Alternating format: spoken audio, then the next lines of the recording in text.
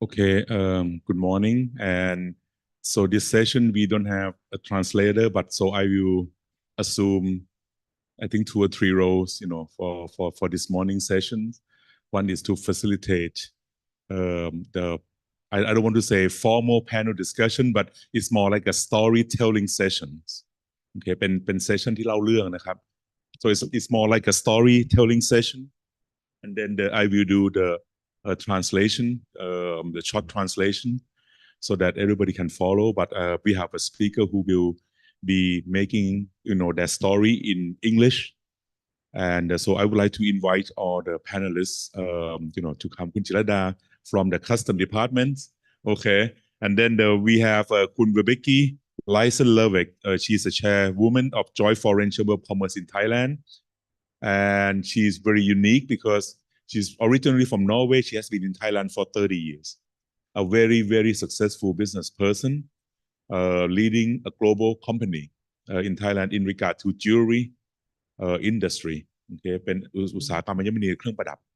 นะครับ and she can also speak Thai. And right now she's assumed the top person in the Joy Foreign Chamber of Commerce in Thailand. So normally the Board of Trade in Thailand has 4 we call pillar ก็คือมี4เสานะครับ one is we call the Thai Chamber of Commerce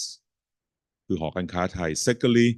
Federation of Thai Industry สภาอุตสาหกรรมแห่งประเทศไทย third pillar is Thai Banker Association ก็คือสมาคมธนาคารแห่งประเทศไทย and the fourth one is Joy Foreign Chamber of Commerce in Thailand ก็คือหอการค้าไทยต่างประเทศ so we are lucky and we have the privilege to have Kun Rebecca come and speak, and tell the story. So we also have my very dear friend, Professor Nisa Hidayanto from New Zealand, Indonesia, to come and speak and to tell the story, from the research perspective. And I also would like to extend my personal invitation to Dr. Yep Hok An and also Dr. Pamalata Dorai Raj from the Public Administration's Modernization Division to come and share the story this morning. So I think today the reason why I say informal because we will speak for an hour plus like a story,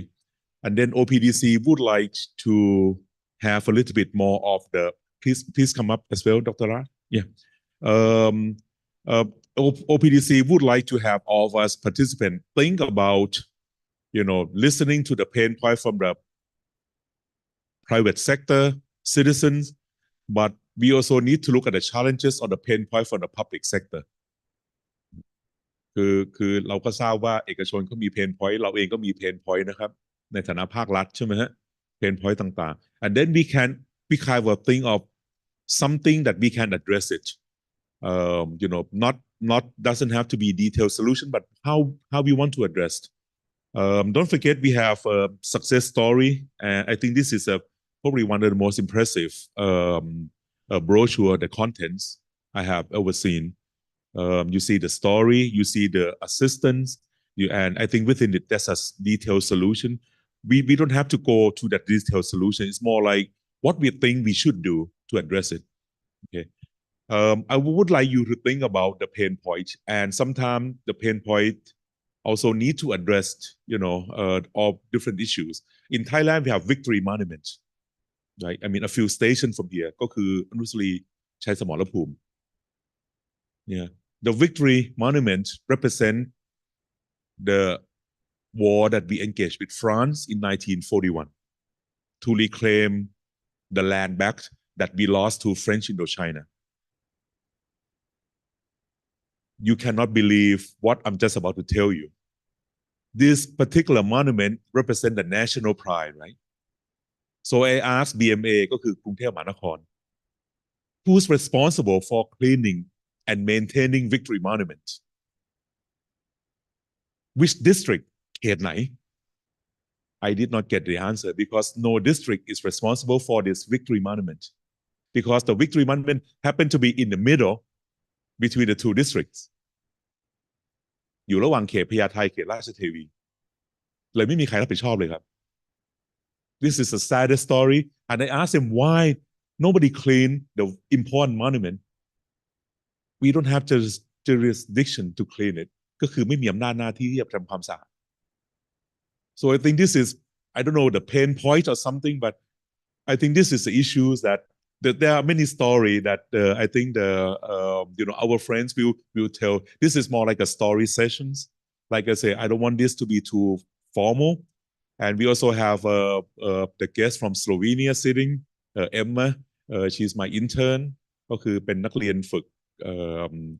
จากประเทศสโลวีเนีย because I also have to engage because I'm a government officer but working at Kasetsart University so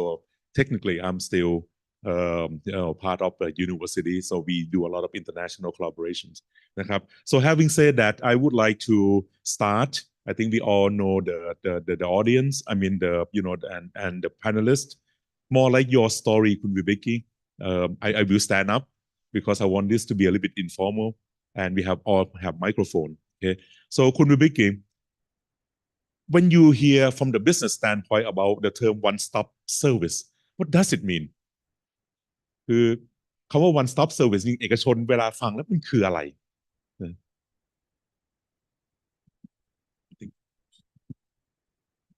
Hello.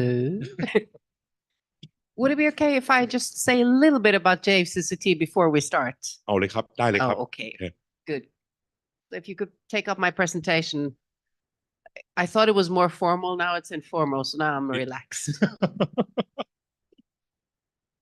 ระหว่างรอก็คุณเบกกี้เขาออกแบบอัญมณีเครื่องประดับซึ่งเป็นอุตสาหกรรมที่ใหญ่เป็นที่3ประเทศไทย In Thailand jewelry industry is number 3 in Thailand in terms of size and employment and we often think about electronic and automotive industry andคุณเบกกี้ has been the spearhead and if you want to have a good jewelry design this is a person represent the whole Thailand PowerPoint พอขึ้นได้ยัง While we're waiting for the PowerPoint presentation, originally I'm from Norway. I've been in Thailand for 35 years, and this is my home. When I arrived here, I worked for a Norwegian-owned jewelry factory. And after 5 years, I decided to take the leap step to become an entrepreneur and started my own company. So that's now close to 30 years ago. And I have gone through all the challenges, but also all the opportunities that Thailand offers as a country. And I think it's very important in today's session that we are focusing on some of the challenges from business side, but I think it's very important for us and for me to understand what challenges the government has had, what the challenges you have, not just where we complain and say we need. I think to make change, we need to work together on it. Anyway, since the presentation is not coming up, we don't need to have it. So Joint Foreign Chamber of Commerce is an umbrella organization representing, it came. If you go back to the first, somebody can just guide it for me. If you go back to the first slide, important for me when I go here is to show our members. So second slide, you can go back to that. Maybe you can help me. เดี๋ยวถอยกลับไปนิดนึงได้ไหมฮะหนึ่ง ตรงนี้มันทำเองไม่ได้ไม่รู้เป็นยังไง because I think it's in the PDF oh because PDF I don't think you can scroll ไม่ได้เหรอ scroll ไม่ได้มั้งครับจริงเหรอ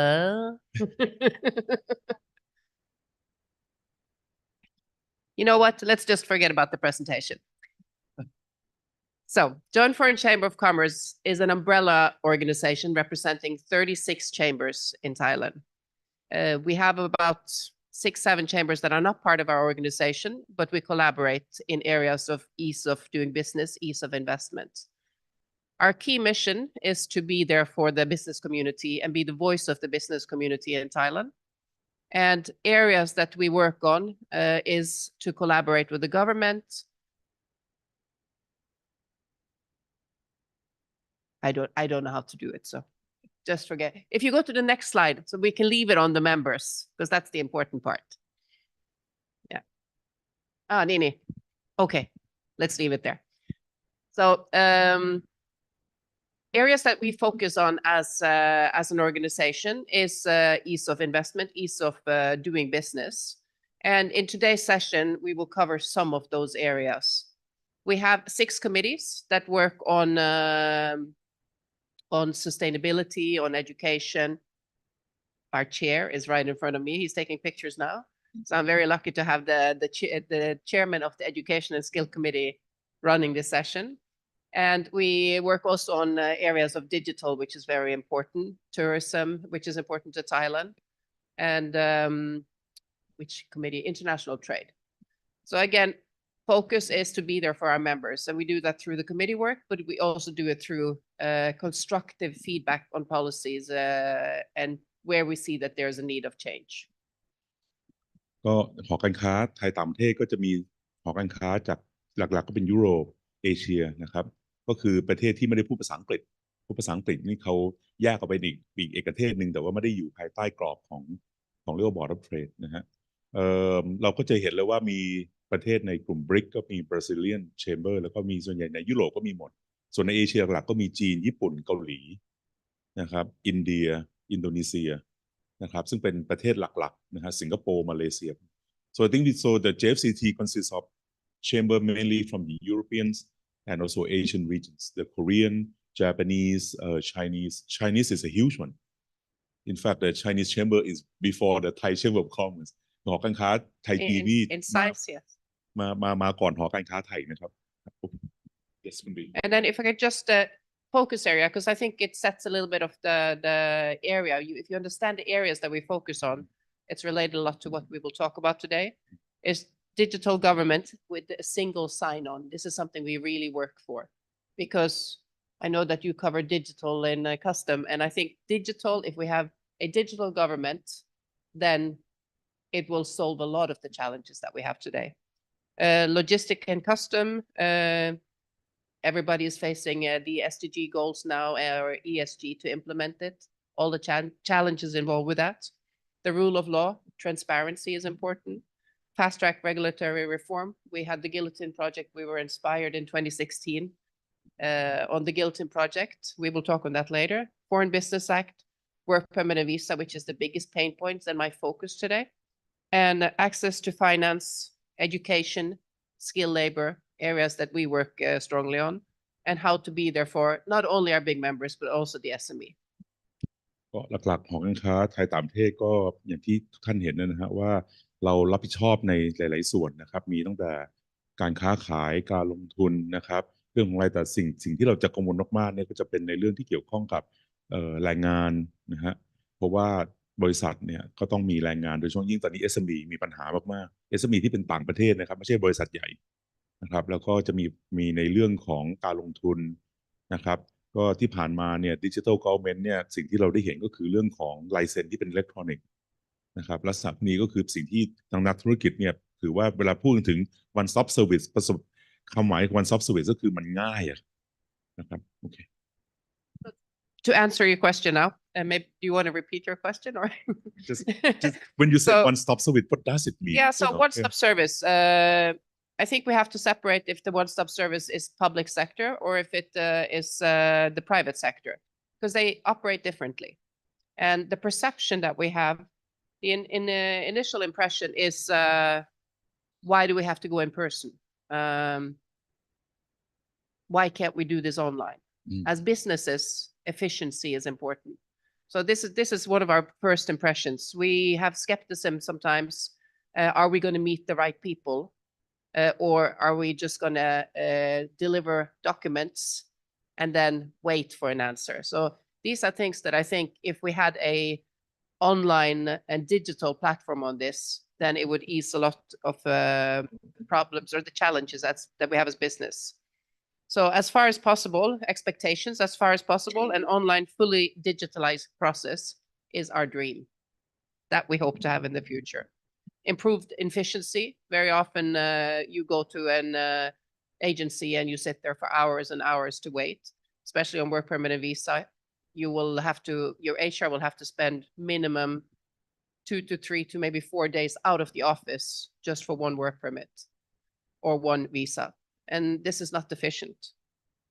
And streamline processes and consistency. And I think also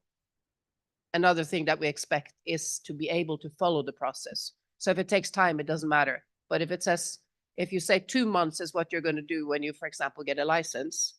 then you expect it to be 2 months, not 1 month and 28 days, and then you're told we need some more paperwork. So this is a real challenge. We need a transparency and an online tracking on that. นะครับของนักธุรกิจที่มองก็ว่า one stop service คือหนึ่งมันสะดวกนะฮะง่ายประหยัดเวลาแล้วก็เดาได้เช่น2เดือนก็คือ2เดือนจบไม่ใช่1เดือนบวก28วันแล้วบอกว่าขอเอกสารเพิ่มไอ้อย่างนี้มันเดาไม่ได้เท่านั้นเองนะฮะคือเอกชนเวลาเขามองคำว่า one stop service เนี่ยก็เหมือนกับอะไรที่มันสะดวกมันง่ายมันไม่ต้องเสียเวลาใช่ไหมครับแล้วเดาออกว่าอะไรจะเกิดขึ้นหลักๆก็คือเขามองอย่างนี้นะครับ So I think this is a good impressions. Maybe we can just maybe rotate a little bit if you don't mind. I think we have we start with Dr. Nisa. Oh, okay. As a researcher, Dr. Nisa, as a researcher, I think you know normally when you are designing, because Dr. Nisa is very good in the system design. Okay. คือดรนิสานี่ออกแบบเรื่องระบบIT เก่งมากนะครับในอินโดนีเซีย When you are dealing with the need of citizen versus the need of business operator, you think there's a big differences when it comes to the one-stop service,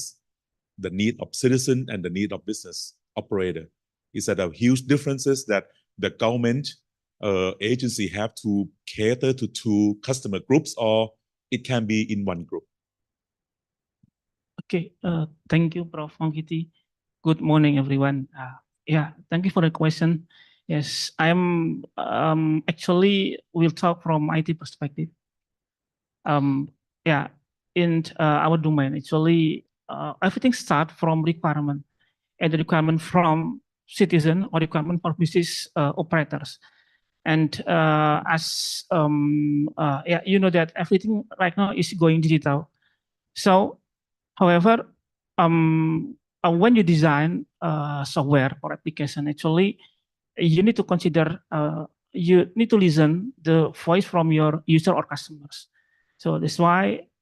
we need to have to apply some best practices or framework. For example, using design thinking is very popular. Yeah, you need to empathize what is your customer expect. Yeah, for example, in Indonesia, we have what we call as online immigration. When you need passport, then you can yeah, you can apply online.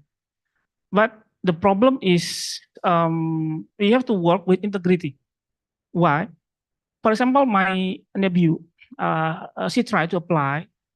passport, and she need to get a queue number online. And however, he tried 2 times in 2 months. She never get the queue. You know the problem? The problem is ticket broker.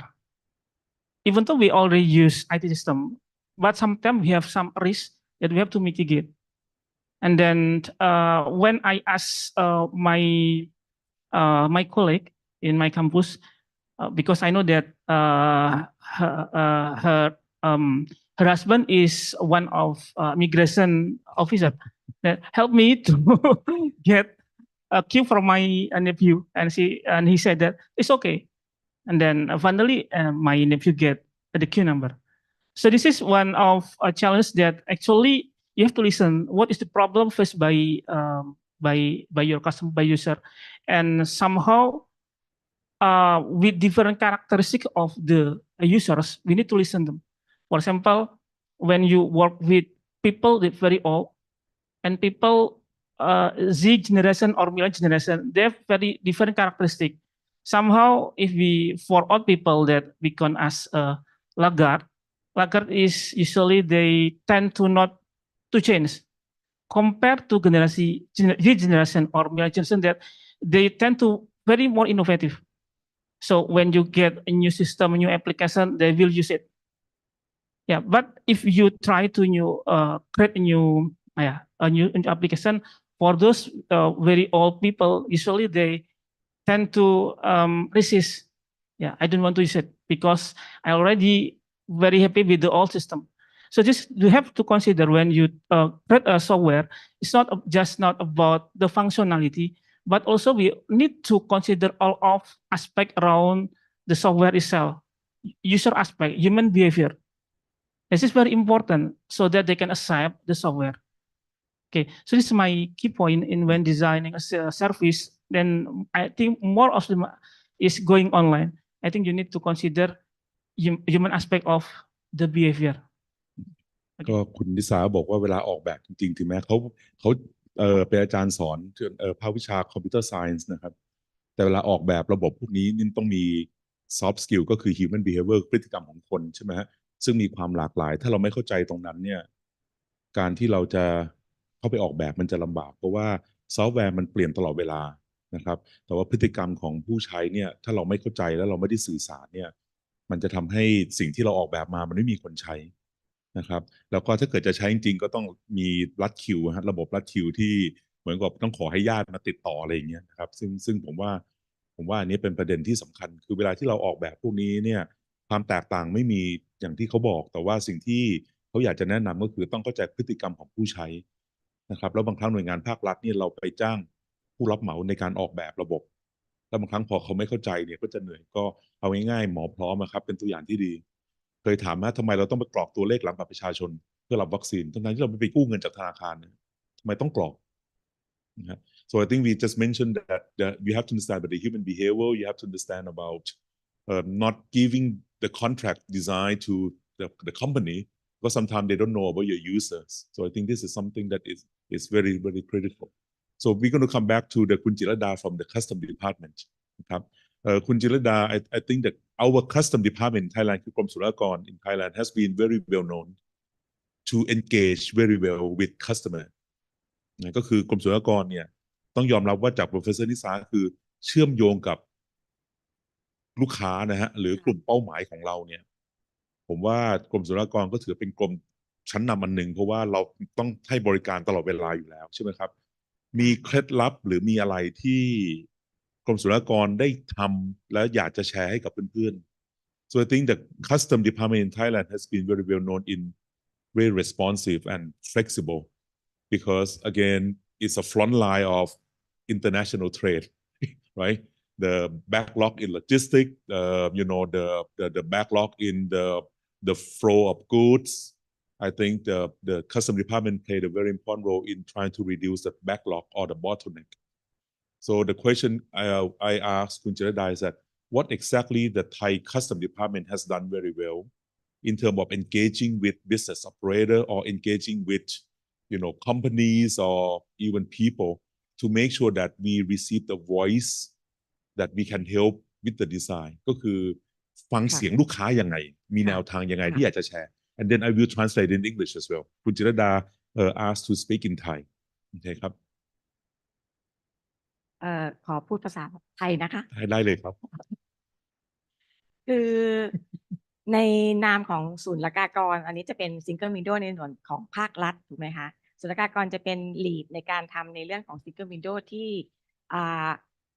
ช่วยผู้ประกอบการอำนวยความสะดวกในการค้าระหว่างประเทศในการนำเข้าและส่งออกซึ่งจะมีหน่วยงานภาครัฐเนี่ย34หน่วยงานแล้วก็ในการฟังเสียงภาคเอกชนเมื่อเราพัฒนาระบบไปแล้วใช่ไหมคะว่าจะมีการตอบสนองหรือว่าจะช่วยเหลือภาคเอกชนยังไงบ้าง So the custom department in regard to facilitating the international trade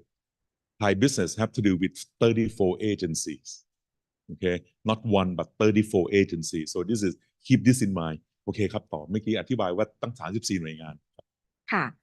ในรูปแบบนี้เราทำเป็นเรื่องของ Single Window ก็คือผู้ประกอบการสามารถเวลาสั่งสินค้าเข้ามาในประเทศใช่ไหมคะถ้าเกิดต้องขอใบอนุญาตจากหน่วยงานภาครัฐอื่นผู้ประกอบการจะสามารถส่งข้อมูลผ่านระบบ National Single Window ให้กับหน่วยงานภาครัฐที่ออกอนุญาตแล้วตอบกลับไปที่ผู้ประกอบการและในขณะเดียวกันข้อมูลใบอนุญาตนั้นจะส่งกลับให้ทางกรมศุลกากรนะคะแล้วผู้ประกอบการเมื่อสินค้ามาถึงเขาสามารถส่งใบขนสินค้าผ่านระบบ National Single Window ไปที่กรมศุลกากร มันจะแมทชิ่งเอกสารเข้ามาเพื่อตรวจปล่อยสินค้าได้ในการฟังเสียงภาคประชาชนเรามีการตั้งคณะทำงาน ซึ่งเป็นเหมือนคณะทำงานภาคเอกชนและภาครัฐทำงานร่วมกันว่าบริการแบบนี้ตอบโจทย์กับทางผู้ประกอบการไหมหรือผู้ประกอบการอยากจะได้อะไรเพิ่มเติมแล้วก็ช่วยเหลือผู้ประกอบการในการอำนวยความสะดวกอะไรได้บ้าง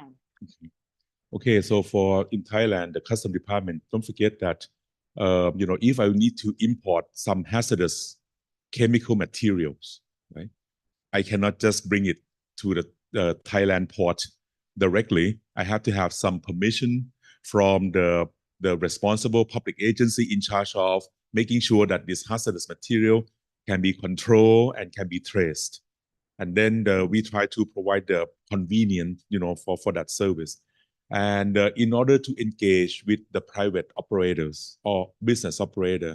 then the custom department have what we call the standing committee, in which we have a representative from the private sector from different segments, and also working with the custom department, the delegates, to make sure that we understand, the differences. I mean, we understand the pain point and try to resolve something that is, from the different perspective. ก็คือจริงๆผมอยากถามแล้วเราแยกนะฮะระหว่าง SME กับบริษัทขนาดใหญ่ SME ที่เป็นแบบต้องนำเข้ามาเพราะบริษัท SME มันก็ต้องมีอยู่แล้วถูกไหมฮะใช่ค่ะ ครับ จริงๆแล้วบริการในเรื่องของ SME กับบริษัทขนาดใหญ่เนี่ยเราจะมีบริการเรียกว่า2อย่างสองแบบ ถ้าเป็นบริษัทขนาดใหญ่เนี่ยจะมีการพัฒนาแอปพลิเคชันซึ่งบริษัทเขามีความสามารถในการพัฒนาเขาก็จะสามารถส่งข้อมูลได้ค่ะแต่ถ้าเป็น SME ศุลกากร National Single Window จะมีเว็บไซต์ที่ผู้ประกอบการสามารถ key in ผ่านเว็บไซต์แล้วก็ตรวจปล่อยสินค้าได้เช่นกันค่ะ I think the example of the customer engagement between the large corporate and the SME is that for the large corporate, they can develop the application to work within national single window. While for the SME, then the custom department develop its own, a web page in which SME can fill up the data, or the data require the approval from different agency can be sent to the custom department so that the international trades can be facilitated quite easily. So this means you try to be more tailor-made instead of one size fit all. And I think that's a big difference between the requirement between the large corporation and the SMEs. Okay, ได้ครับ So normally when private sector complain or demands or asking, okay, is different terms how we call it, right? Normally when public sector listen to the private sector, we often say they're demanding something or they are requesting something. But if you talk to Kunubeki, after the meeting, Kunubeki is asking for something. So it's very soft. But actually, the pain point from the private sector are very clear. And yesterday, we also heard, quite a lot from the speakers from different perspectives. But you're working in the official name of the agency is the Public Administration Modernization Division, Public Service Department in Malaysia. So we also have our own pain point. So can you tell the story about the pain point that you encounter during your years, in your unit? Thank นี่ you, ก็คือ Prof. ถามเกี่ยวกับเพนพอยต์ของภาครัฐแล้วนะครับคือเราฟังความยากลำบากเอกชนมาเยอะแล้วแต่ตรงภาครัฐเราจะทำอะไรมันก็มีความยากลำบากเหมือนกันใช่ไหมฮะเราเพนพอยต์มันก็ต้องมีทั้งหน้าทั้งหลังนะครับต้องมีทั้งเอกชนด้วยแต่ภาครัฐเองเพนพอยต์เป็นอะไรบ้างนะครับก็อยากจะฟังจากเขาเชิญ Thank you, Prof. ขอบคุณมากๆครับ ผมเชื่อเขาอ่านครับ I need to start with dividing my age by 2. Okay. Because before we take care of the business people, we need to take care of our internal customer. Because in the government, we are not just one department or one agency. In Malaysia, we have 3 tiers of government: federal government, state government, local authority. And these three tier of government have their own interests. We have unique responsibility for the federal government, for the state government, and local authority government. And we really hope that business, they know about this. And we always convey to our business expatriate about this, because it involves with the interest of the federal level, the state level, and also local authority level. Okay. To improve the service in the government, we need to improve the input process output. I just take one research that which I made for the internal customer. That's mean government agency related to petroleum procurement. Here maybe we call as a gas procurement for the government vehicle. During that time, I was 27, second year in service. And now you know how, what is my age now? 92. So when I was young officer, I was involved with this research. We went to Twin Tower. We met with Petronas people because they are our stakeholder. We also went to Shell to meet with Shell people. They said, how can the government took so long to pay their account, more than 6 months? Then we study the process of the procurement. We went to custom department, and also we went to police department. We discovered about people, process, technology. If we go to the rural area, I don't know in Thailand, which part is the most rural area. In Malaysia, to purchase petrol for the government vehicle, sometimes the government vehicle need to go to the town to purchase by using 4 indent slip paper, not paperless. And the backlog is very huge, was very huge during that time. And these two, Petronas and Shell, they were very angry because they cannot get the money back. And we managed to dig the research and come up with a solution, got recommendation to come up with a smart pay card, smart indent card in 1997. And during that time, we just embarked on the MSC and Malaysian Super Corridor, Multimedia Super Corridor. And we want this digital to go on for the services internal first. That's why we have improvement on the procurement system. And we managed to clear the backlog very fast. And now after 27 years, I'm talking about myself. I'm using government vehicle. And now I am enjoying the card that which I recommend in the time that I was 27. So this is the improvement that we need to work closely. Government, business, citizen, government. We cannot neglect any party. This is for the internal customer. Come to the external customer.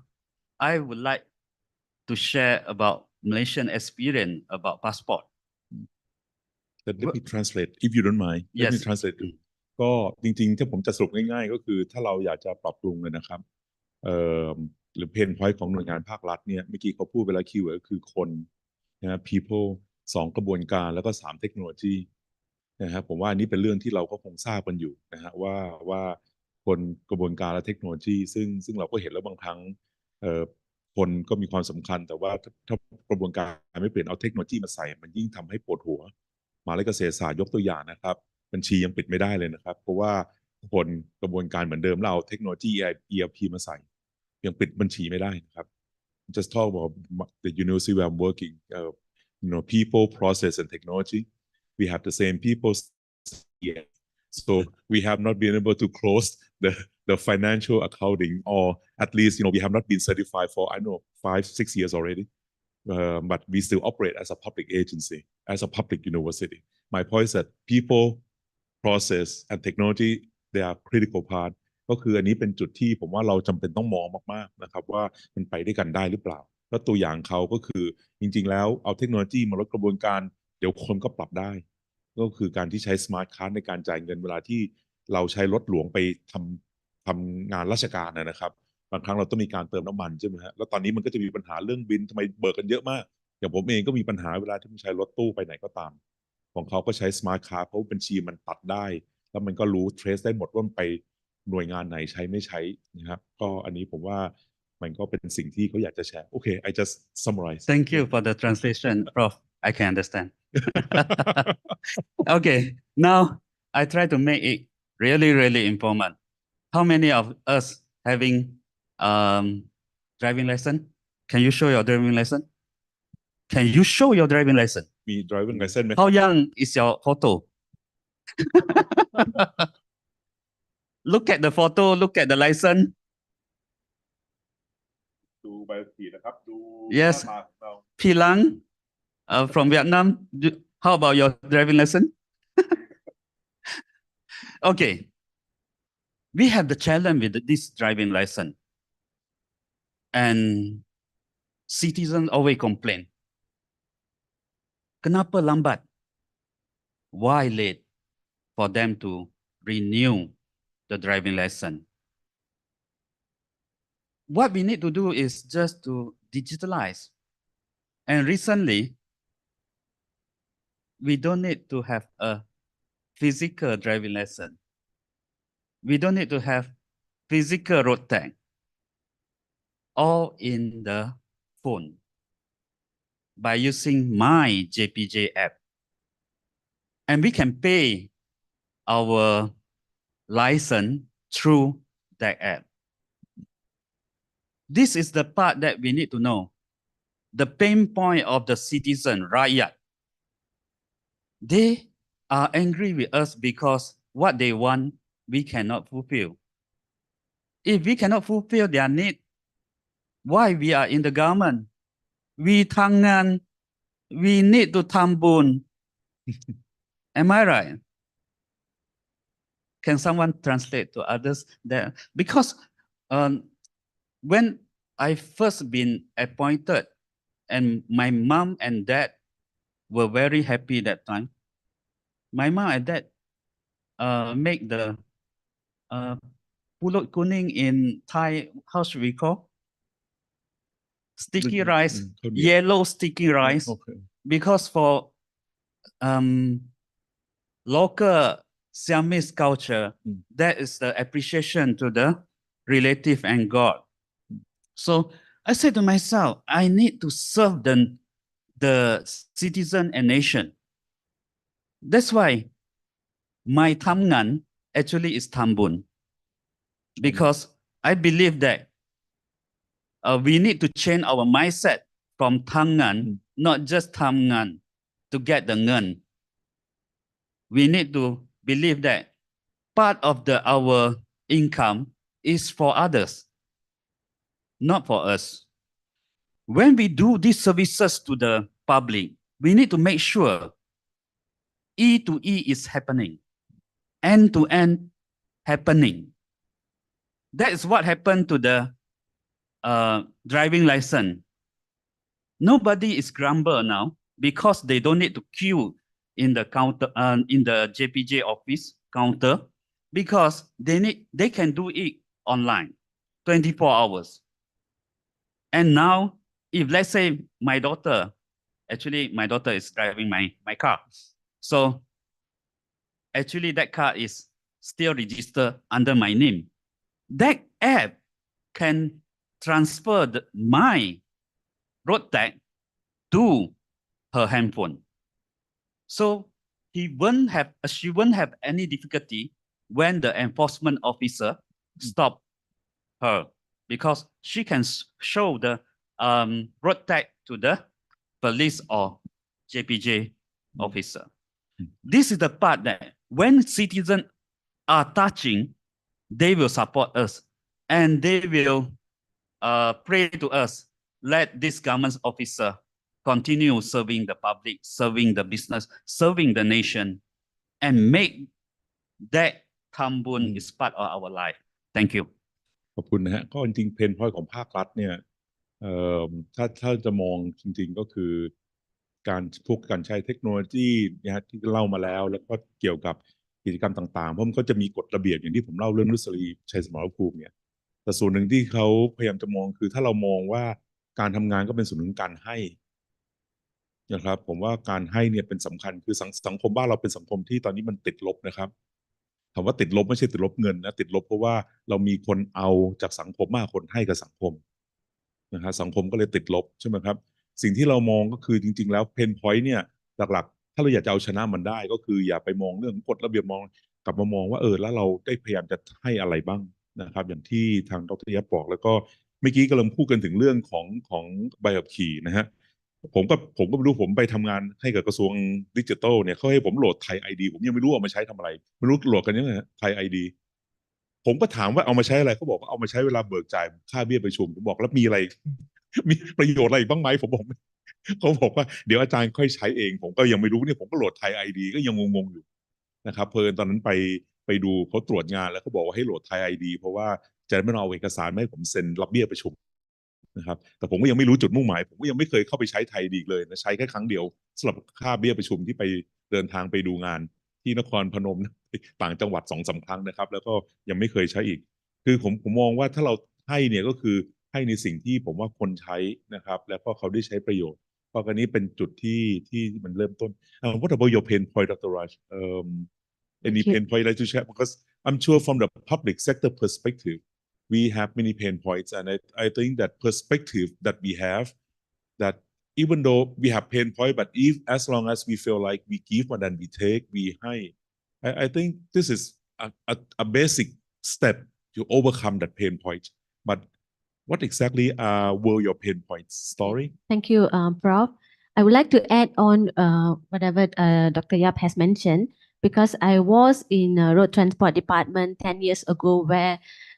there were times where people actually forget renewing their driving license. According to the law, more than 3 years, you'd never renew the driving license. It will be expired and will be terminated. So the customer has actually, the drivers has to go through the whole process again. So to overcome that problem at that point of time, we actually came up with the idea where the date of expiry will be your birth date. So automatically, when it comes your birthday, you know that you have to renew your driving license. And but the challenges we came across after that, because we can renew your driving license for 1 year, 3 years, and 5 years. When it comes to the 5 years, they actually still forget to renew their driving license. I was in a public service for about 17 years. So along this journey, we came across a lot of pain points. For example, we didn't get the right direction, information. Sometimes unanswered call when we try to call public agencies, where we keep on calling, but nobody picks up. So Malaysia had come up with another new idea where we call as a Malaysian government call center, where we operate 7 days per week and 24 hours. We actually train the customer service to be as a subject matter expert, meaning they have to train what are all the services and the inputs. They will have it in their system. So whoever calls, definitely they'll pick up And currently, all the agencies, Malaysian government agency, will have one single number, which is 8,000, 8,000. So the customers will actually accommodate with the line no wrong door, no door policy. ก็อันนี้ก็เป็นเพนพอยต์นะครับสิ่งที่เขามองก็คือบางครั้งมันตอนนี้เบอร์มันก็เยอะมากนะครับในหน่วยงานภาครัฐผมยังจะไม่ได้ฮอตไลน์แต่ละที่เป็นยังไงบ้างนะสำนักงานกพ.ผมก็เคยไปเห็นที่มีฮอตไลน์อยู่ที่สนามบินสุวรรณภูมินะฮะลักษณะพวกนี้ก็คือต้องยอมรับว่ามันมีฮอตไลน์เยอะของเขาก็มันก็เป็นเพนพอยต์ภายในหน่วยงานเขาเหมือนกันเวลาเพราะว่าสุดท้ายมันประชาชนรู้จะโทรเบอร์อะไรจริงๆถ้าเราถามคนทั่วไปคุณมีปัญหาเรื่องนี้โทรเบอร์อะไรคนไม่ทราบนะเขาก็เลยแก้ปัญหาว่าเอาก็เป็นเบอร์เดียวไปเลยอันนี้ก็จะเป็นอีกตัวอย่างหนึ่งคือเรามีเพนพอยต์เนี่ยถ้าเราทำความเข้าใจหน่อยก็พอได้นะครับ so going back to คุณ Vicky real quickly normally in the process of business have to go through right and you mentioned about the pain point you mentioned about the perception about the one-stop service has to be convenient has to be predictable it has to be clear it has to provide you with sense of the directions what exactly we need to do you have any particular like process in mind what actually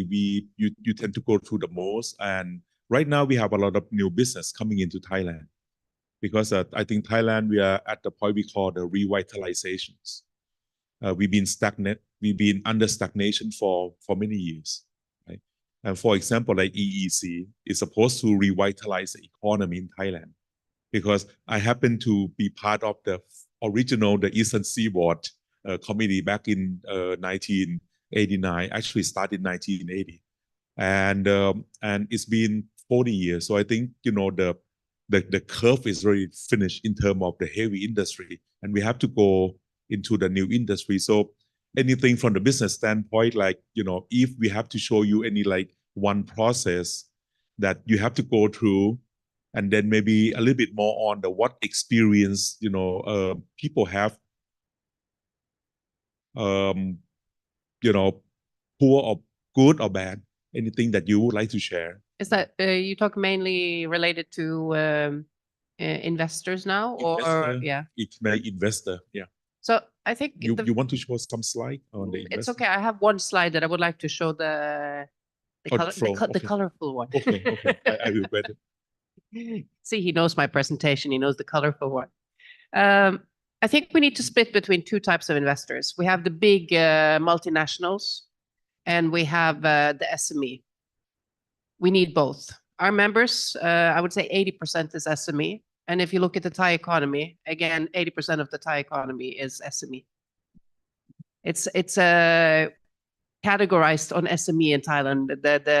The category is very wide. So SME, I wouldn't call it an SME, the category that they have, but that's big companies for me. But if we look at the multinationals that are coming here, the first thing they need to do is to look at how to enter the country. And on the work permit and visa or registration in general,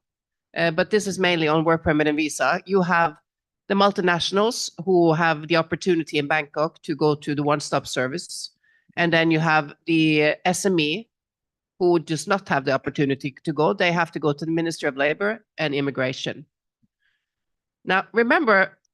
the multinationals, they have money. They can afford lawyers. They can afford to have somebody sitting there the full day. But the SME, I mean, they are struggling to stay alive. They need to be at work. They cannot spend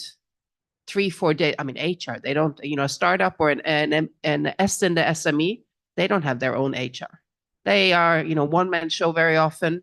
and they have to go for their work permits, so they have to go to Social Security to get the payment of their taxes. Then they have to go to Ministry of Commerce to get the copy of their license. Then they have to go to the hospital because they have to make sure they don't have syphilis, they don't have elephantiasis, they don't have the leprotitis. I mean,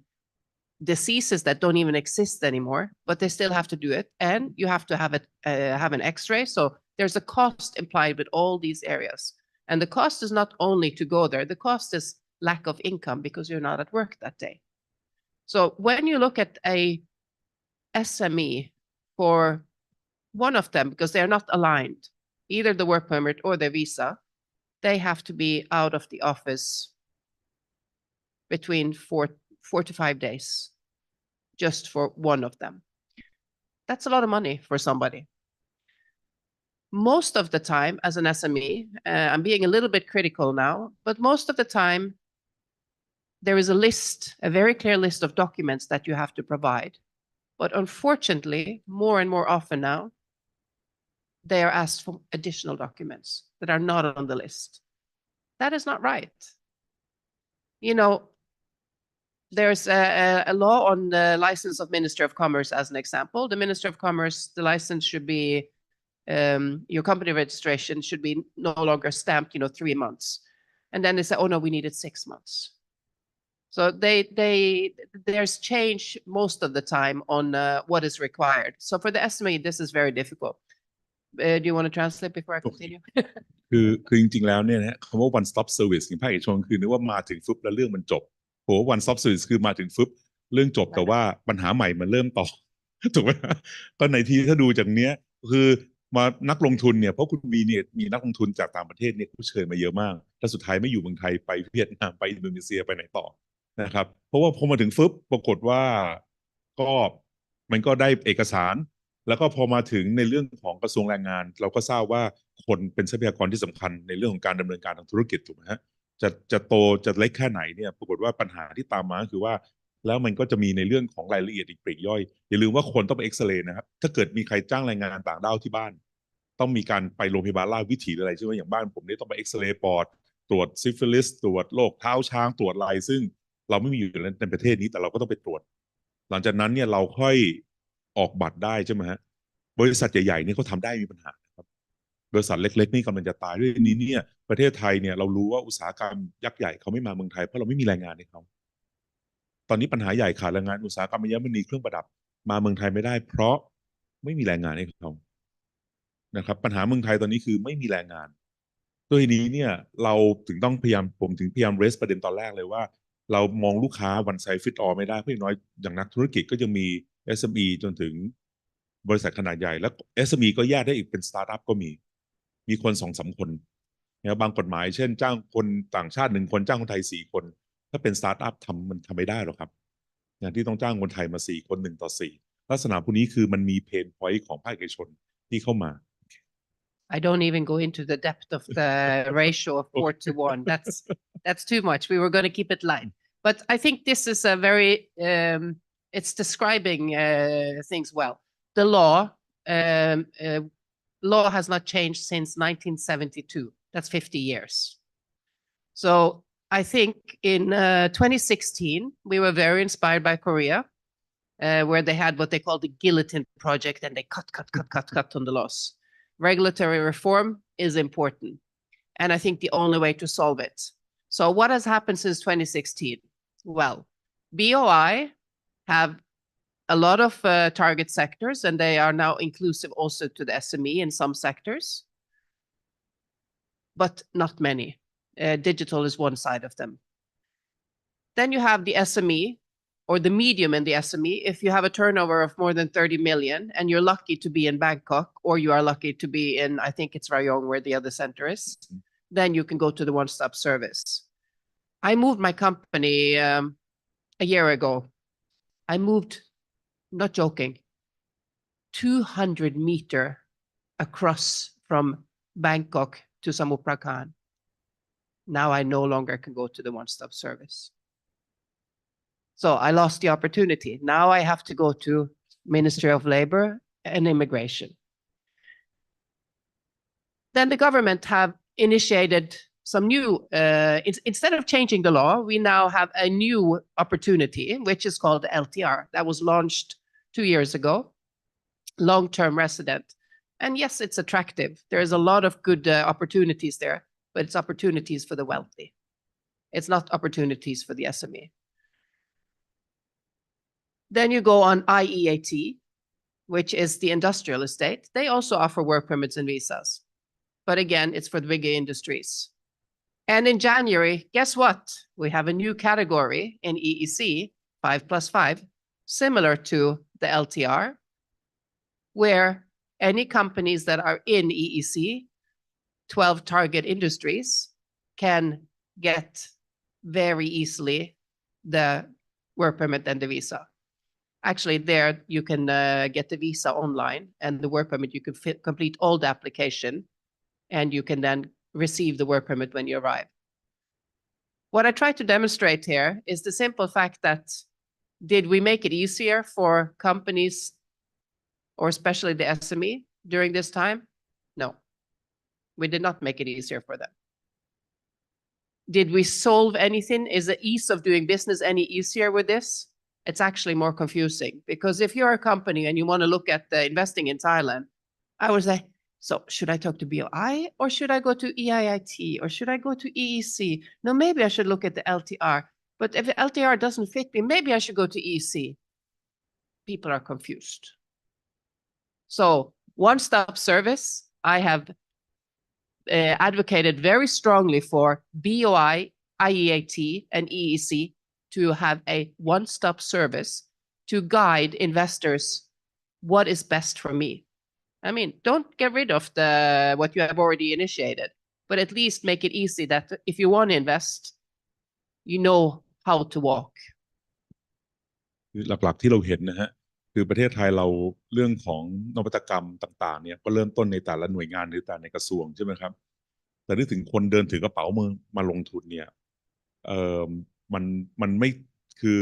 มันก็ควรที่จะทำให้เขาเข้าใจว่าตกลงเขาเข้าไปในกลุ่มไหนเมื่อวานนี้เราก็มีตัวแทนจาก BOI กับการนิคมอุตสาหกรรมใช่ไหมครับต้องขอบคุณก.พ.ร.นะฮะเชิญทั้งสองหน่วยงานมาเพราะจริงๆแล้วเซอร์วิสเขาจะมีความคล้ายคลึงกันถ้าดูเมื่อวานคำถามก็คือถ้าผมมาเป็นนักลงทุนเนี่ยผมเข้าอยู่ในกลุ่มไหนคือตอนนี้ยังไม่รู้เลยผมจะอยู่กลุ่มไหนด้วยซ้ำนะครับผมจะเข้าไปในกลุ่มไหนผมยังไม่ทราบแค่เริ่มต้นก็งงแล้วครับก็เลยต้องถอยกลับไปหมดนักลงทุนจริงๆส่วนใหญ่เพราะเขาเห็นความงงหรือความไม่แน่นอนเขาไม่มั่นใจนะครับไม่ใช่ใส่ผ้าขาวม้าเดินอันนี้ไม่ใช่นะครับพอเขาไม่เห็นความชัดเจนความมั่นใจเขาก็หายเพราะว่าความชัดเจนกับความมั่นใจมันไปควบคู่กันอันนี้คือเอาใจเขามาใส่ใจเรานักลงทุนคือต้องการความชัดเจนเพื่อนำไปสู่ความมั่นใจอะไรที่ไม่ชัดเจนเขาไม่มั่นใจนะนี่คือสิ่งที่ทางคุณบีก็พยายามจะไฮไลท์เพราะว่าไม่งั้นก็ตกลงผมจะเข้าตรงช่องทางไหนเพราะว่าจริงๆแล้วหน่วยงานบริการคล้ายๆกันและที่คุณบีไฮไลท์สำคัญมากๆก็คือลักษณะของคุณบีนี่เข้าอยู่ในกลุ่มนี้ SME ซึ่ง one stop service แต่ย้ายโรงงานจากในกรุงเทพไปอยู่สมุทรปราการเพราะขยายโรงงานบอกว่าก็เลยถูกดึงจากกลุ่มนี้ไปอยู่ต้องผ่านกระบวนการเหมือนเดิมก็คือเสียเวลาก็คือ1 work permit ใช้เวลาประมาณ 2-3 วันแล้วคุณบีมีคนงานอยู่นะฮะหลายร้อยคนนึกถึงแมนนาวที่ต้องเสียไปดิครับนะครับอันนี้คือตัวอย่างนะครับว่าถ้าเราดูจริงๆแล้วคำว่าเพนพอยต์จริงๆคืออะไรคือขอความชัดเจนขอความแน่นอนนะว่าจะทำอะไร so I try to translate that if you have a clear idea then you have confidence but so for business people clarity means confidence right you cannot differentiate if you're not clear I don't have confidence because when you're not clear in yourself how can I have confidence in you if Thailand is not clear how can we business people come and have confidence in our country even though our country has a lot to offer but when you come first step I don't know where to go นะครับอันนี้ก็คือเป็นอีกตัวอย่างหนึ่งที่อยากจะไฮไลท์นะครับ so if I could just do one last thing it's EEC I can see that it's very clear the process there so why we cannot do the same in the rest of the country and include everyone now work permit and visas we have made submissions it's not just a complaint that we do we have worked on this for many years we have made submission to where we suggest laws need to be in place foreign companies need to follow those laws the first time when you apply for a work permit or you apply for a visa you should be scrutinized it should be difficult but after that I think the process can be joint where work permit and visa is done together If not, it's very difficult to remember the dates, just like you said. Secondly, I think it's also very important that you cut what is not necessary anymore. I mean, there are certain things that is really outaged, and we need to get rid of those areas. So simplify the process, like, learn from countries where there are simple processes, get inspired by them,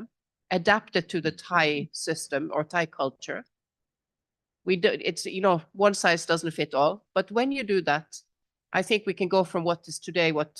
30, 40 sets of documents that you need, maybe down to 10, 15, and try to digitalize them as much as possible. ก็ประเด็นสำคัญนะฮะก็คือยกตัวอย่าง work permit กับวีซ่าแล้วกันนะครับคือเราขอครั้งแรกเนี่ยผมว่านักธุรกิจทั่วไปก็เขาก็รับรู้ว่ามันต้องมีการตรวจเข้มใช่ไหมฮะเพราะขอครั้งแรกใช่ไหมฮะแต่พอมันขอครั้งที่2ครั้งที่3เนี่ยผมว่ามันไม่ค่อยจะต้องมันไม่มีความจำเป็นต้องเข้มข้นเหมือนครั้งแรกก็ได้ เพราะว่ามันมีบันทึกอยู่แล้วมีข้อมูลอยู่แล้วถูกไหมครับคือก็เหมือนกับเวลาที่ไปยื่นขอบัตรนะครับผมว่าหลายคนที่มีแรงงานต่างด้าวเนี่ยขอครั้งที่1ขอครั้งที่2เอกสารเหมือนกันเต๊ะเลยทั้งที่ก็อยู่บ้านเดียวกันมาตลอดนะครับซึ่งอันนี้ก็คือเป็นสิ่งที่ทางภาคเอกชนก็ตั้งคำถามคือคำถามจากภาคเอกชนผมว่าสำคัญมากๆคือเขาถามเราต้องพยายามจะตอบถ้าเราทำไม่ได้ก็บอกใช่ไหมครับประเด็นที่2ก็คือสิ่งที่ทำได้ในกรุงเทพมหานครนะฮะ OSOS หรือว่าสิ่งที่ทำได้ใน EEC ทำไมไม่สามารถที่จะขยายไปที่อื่นได้ผมว่าอันนี้ก็เหมือนกับผมให้การบริการส่งพิซซ่า30 นาทีได้ในกรุงเทพทำไมนนทบุรีทำไม่ได้สมมตินะฮะเราเป็นลูกค้านะฮะทำไมผมสั่งของจากเซ็นทรัลพัฒนามาส่งของที่บ้านผมที่กรุงเทพทำไมเพื่อนผมอยู่นครนายกทำไม่ได้มันก็ต้องเกิดคำถามซึ่งคำถามพวกนี้ก็เป็นคำถามซึ่งผมว่ามันก็เป็นคำถามที่เราต้องพยายามจะตอบเท่านั้นเองในหน่วยงานภาครัฐทำไมทำได้ที่นี่ทำไมที่อื่นทำไม่ได้นะครับอันนี้ผมว่าก็เป็นอีกประเด็นหนึ่งที่ในภาคธุรกิจเนี่ยผมว่าเราต้องให้ความสำคัญนะครับก็เดี๋ยวผมจะให้คุณจิตรดาในกรมศุลลองอธิบายนิดนึงว่าจริงๆแล้วในกรมศุลกากรเนี่ยนะครับเวลาที่เราพยายามจะปรับปรุงการให้บริการอันนี้คงไม่ใช่เป็นแค่ National Single Window เพราะกรมศุลก็คงทำการปรับปรุงการให้บริการในหลายๆอย่างใช่ไหมครับถามว่ากรมศุลเนี่ยมีความท้าทายยังไงเวลาที่เราอยากจะปรับปรุงการให้บริการสิ่งที่ท้าทายของเราสิ่งที่มันอาจจะเป็นอุปสรรคหรืองานท้าทายต่างๆเดี๋ยวขอแปลนิดนึงนะ so I think we understand a little bit of the concern by the private sector that if you can do this in Bangkok why can't we do this in another locations right I think just like as a customer if I happen to live in Bangkok and then my friend live in the province outside Bangkok how come I can have 30 minutes pizza delivery how come he cannot I'm sure he has a right to raise the questions right as a service provider and so I think these questions for me I think is very important because when the private sector or citizens raise a question it is our responsibility to answer and that's why the next question I would like to ask the Pujirada from the Custom Department is that what challenges in terms of the Custom Department as an example in Thailand what challenges what are the some roadblocks that prevent for example Custom Department to further improve or maybe some issues that maybe prevent us from reaching the potential to be a very good service provider นะก็คือมันมีอุปสรรคมีประเด็นอะไรที่แบบนอกเหนือจาก National Single Window ซึ่งผมว่าเราทำดีแล้วมันมีเรื่องการบริการอื่นๆเนี่ยที่เราอยากจะยกระดับหรืออะไรเงี้ยมีงานท้าทายอุปสรรคอะไรมาที่อยากจะแชร์เพราะว่าผมว่าจริงๆมันก็มีความคล้ายคลึงกันหมดแต่ว่าพอได้ยินจากกรมศุลหลายๆคนก็อาจจะเริ่มมีความมั่นใจสิ่งที่ฉันคิดมันก็ไม่ต่างคนอื่นก็ดีนะเพราะสิ่งที่คิดต่างคนอื่นเนี่ยผมว่าอันนี้เริ่มจะน่ากลัวต้องบอกว่าในเรื่องของการให้บริการของกรมศุลกากรเนี่ยเราเริ่มเรื่องของ National Single Window ในเรื่องของทำให้ผู้ประกอบการสามารถส่งข้อมูลผ่านอิเล็กทรอนิกส์ได้เสร็จแล้วเราก็กระจายมาให้กับทางหน่วยงานภาครัฐเพื่อการเชื่อมโยงข้อมูลระหว่างกันในสิ่งที่ท้าทายก็คือในเรื่องของการให้ความร่วมมือระหว่างกันหน่วยงานภาครัฐที่ว่าจะต้องมีการทราบแล้วก็มีการปรับปรุงระบบให้มีความเข้ากันแล้วก็ในเรื่องของการเทรนนิ่งเพราะว่าในการพัฒนาระบบอิเล็กทรอนิกส์มันจะต้องมีโครงสร้าง Data เดี๋ยวกลัวเสียงไม่เข้า ได้ยินไหมคะ นะครับครับ ค่ะ เริ่ม ได้ ได้ยิน น่าจะได้ยิน โอ อยู่ เคโอ ค่ะ เคครับ โอเคค่ะ ก็พอเราสร้าง awareness นะคะก็คือให้หน่วยงานภาครัฐด้วยกันเนี่ยได้ทราบว่าจุดประสงค์ในการพัฒนาระบบเนี่ยเป็นยังไงบ้าง แล้วเราก็จะมีการเทรนนิ่งเพื่อที่จะให้หน่วยงานภาครัฐทราบว่าในการพัฒนาข้อมูลเนี่ยมันต้องมีมาตรฐานกลาง เพื่อให้ข้อมูลเข้ากันได้นะคะ แล้วก็ในเรื่องที่สองก็คือ บุคลากรในการทำงานภาครัฐเนี่ยจะขาดแคลนมากในเรื่องของคอมพิวเตอร์ ที่ต้องมาคุยกันให้สื่อสารเป็นแนวเดียวกัน ก็หน่วยงานภาครัฐก็ต้องทำในเรื่องของบุคลากร แล้วก็อีกอันหนึงคือเรื่องงบประมาณเนาะภาครัฐเนี่ยเราจะมีประเด็นมากในเรื่องของงบประมาณ ว่าในการพัฒนาระบบจากที่เป็นกระดาษ เปลี่ยนมาเป็นอิเล็กทรอนิกส์เนี่ยจะต้องมีใช้งบประมาณในการพัฒนา ก็เวลามีการหน่วยงานภาครัฐด้วยกันที่จะของงบประมาณ กรมศุลกากรเองก็จะไปช่วยคุยกับสำนักงบประมาณด้วยว่ามันจำเป็นนะกับภาพของประเทศนะคะ แล้วก็อีกอย่างหนึ่งต้องในเรื่องของกพรเองค่ะก็ทำในเรื่องของตัวชี้วัด เพื่อที่จะให้หน่วยงานภาครัฐด้วยกันเนี่ยตระหนักถึงความสำคัญว่าเราต้องมีการพัฒนาระบบอิเล็กทรอนิกส์เข้ามา แล้วก็เป็น KPI เพื่อให้หน่วยงานภาครัฐดำเนินการก็จะมีประมาณ4ข้อนี้ที่เราเผชิญอยู่แล้วก็พยายามที่จะผลักดันให้มันเกิดขึ้นมา So I think the common challenges among the Thai public agencies, especially from the Thai Customs Department perspective, is we have to establish common understanding of what we want to do. Because a different agency could have a different goal and different objective. I think common understanding what exactly we would like to achieve. I think this is very critical. I think the budget is always a problem because especially in Thailand nowadays, it is scary to tell you that I think the latest number is close to 40% of the budget in Thailand is mainly for employment. So we don't have much room and flexibility for investment. And I think this is a very big concern because the investment is very critical. It's okay to pay for government workforce, but we also have to invest and upkeep in a lot of technology, in a lot of new process, and then the employments themselves. I think the workforce. I think this is also the main obstacle because the workforce doesn't have to be computer genius, but have to understand and appreciate the potential of using digital technology. And I think the last one, I think that to have a common understanding, I think there's a common indicators that we can use to make sure that we can achieve the goal. So I think there are four challenges that I think probably are common to many organizations. So we want to go back to Nisa real quickly. Last year in this seminar, a lot of people mentioned about social services. Okay. Because the public sector, we also provide many social services, education, healthcare, safety, elder care. In Indonesia, in regard to the one-stop service for some of the particular groups, like senior citizens. Do you have any success story, any lesson that you like to share that definitely, when we are dealing with the specific group, like physically, limited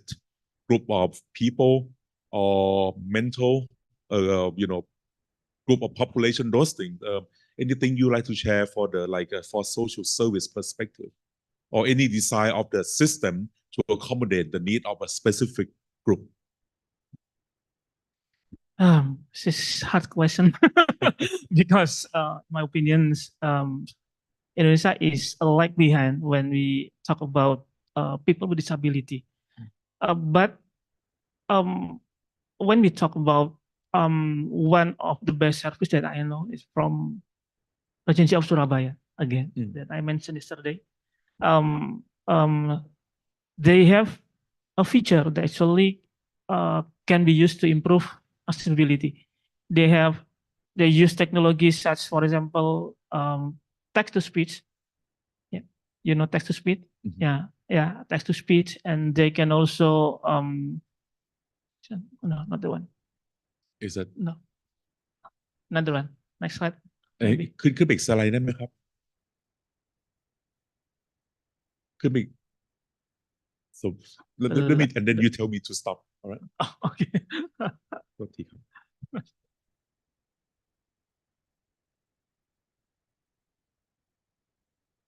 No. No. Next. Maybe. Yeah. No. Next. is that okay or No. Next. next okay Next slide. Next slide. next The last one.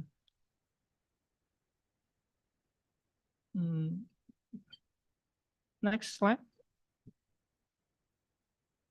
Yeah, this is the last one. Yeah, this is you can see on the right side they have some menu for people with disability. For example,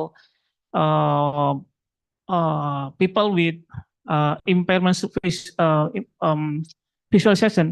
they need, for example, to enlarge the one of the text. So they have provide some menu, and they also have provide text to speech, and they also navigation contrast of the color of the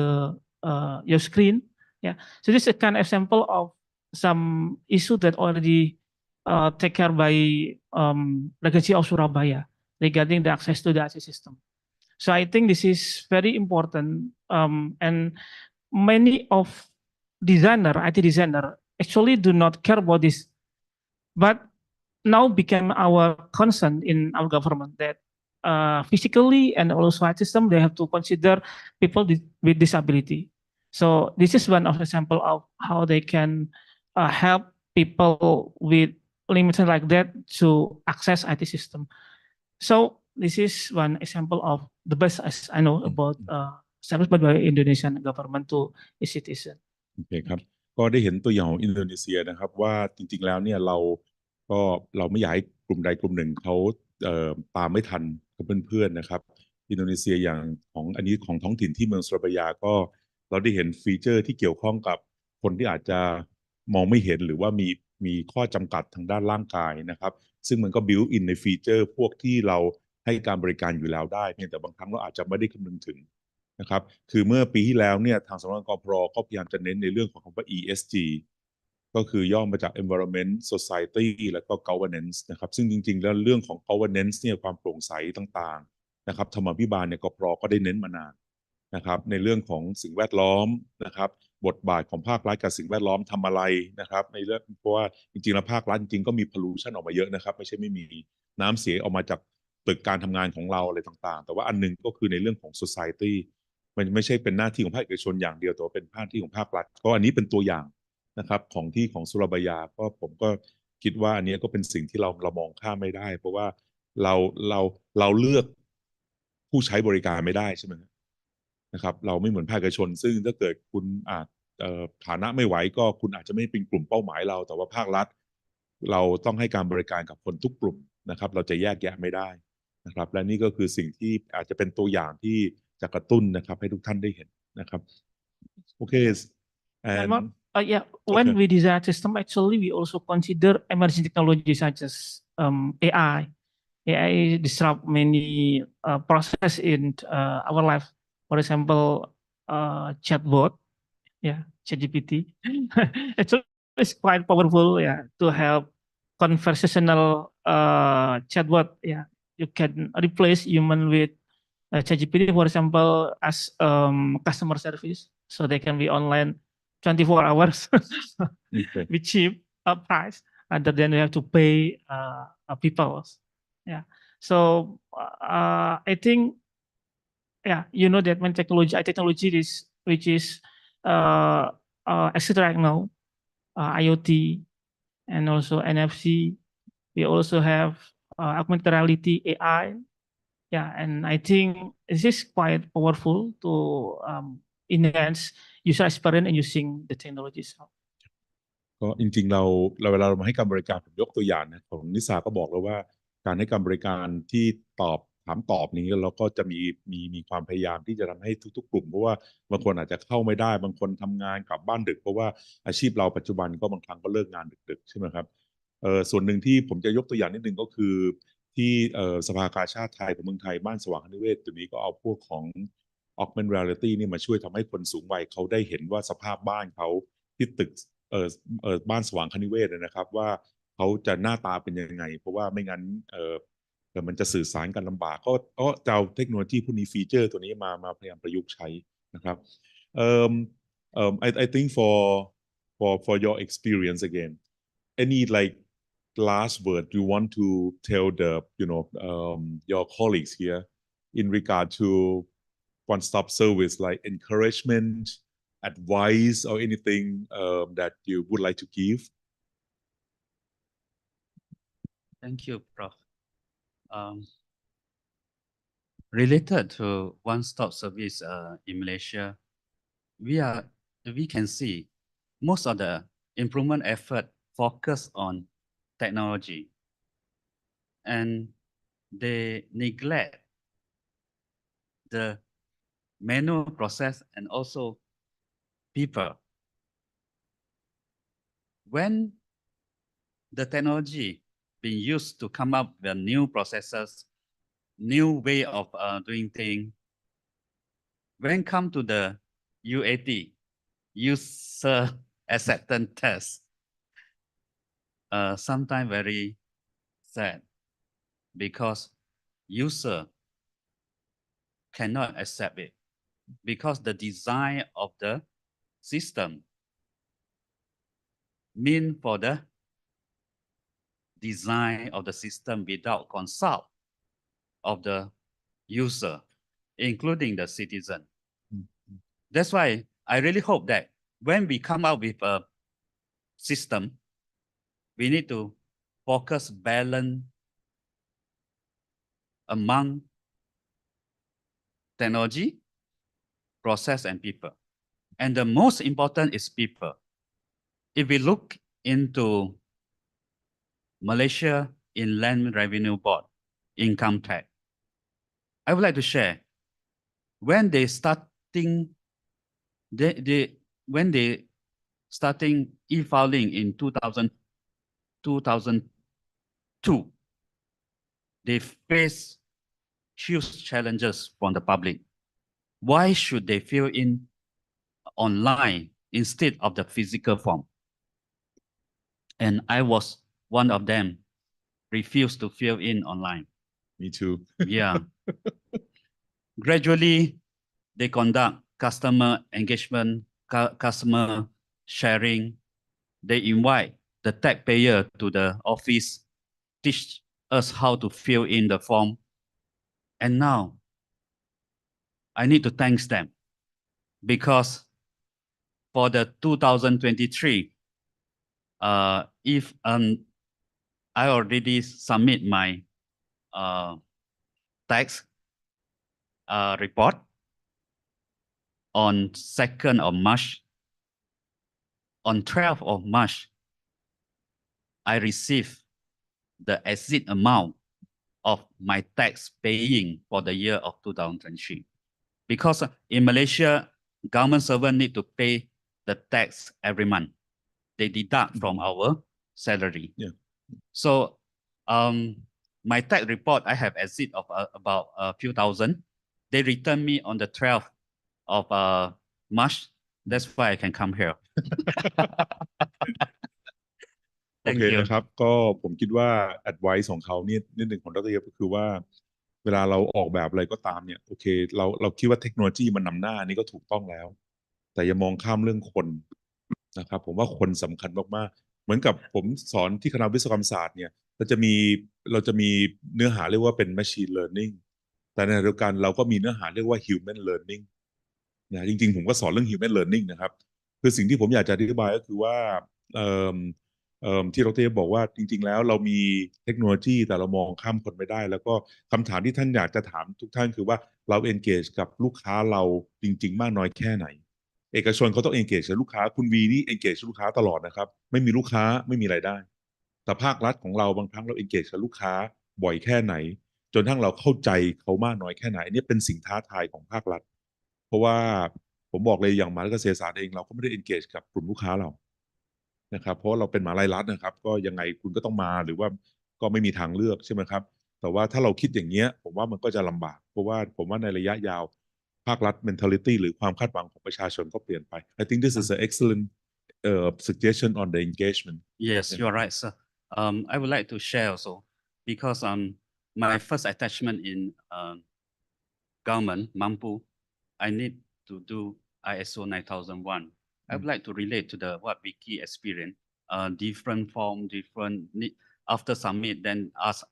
further document because I believe in ISO philosophy. Document what we do what we document and prove it. Not to change the document every time the customer come. We need to entrust our system so that we don't always change. And those always change is not the document, it's the people. And whether we can change the people or not, we are ourselves. We need to transform the people from not productive to productive people. That's very important. The challenge with us is not about technology, not about process. It's about people. We also face the same situation. How we want to upskill our government servant to be in line with the technology what Doctor mentioned. The latest technology like AI, ChatGPT. How many of us, baby boomer like me, want to learn about ChatGPT? I asked my daughter. My daughter now is 24 years old. So, can you teach Daddy how to use the ChatGPT AI? Because I also need to update myself.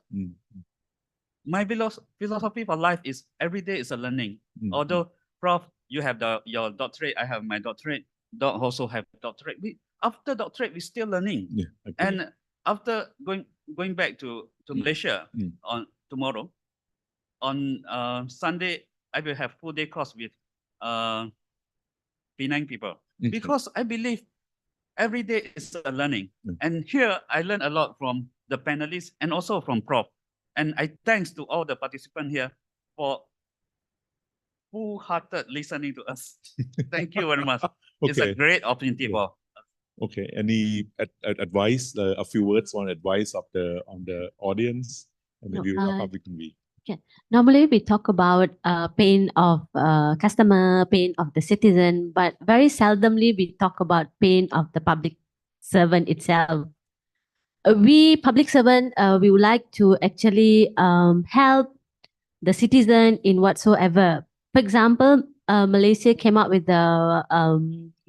database, central database for distribution of incentive and those for the needy. But the problem that we facing at the moment is the participation from the public itself. Even though it's their interest, it's for them.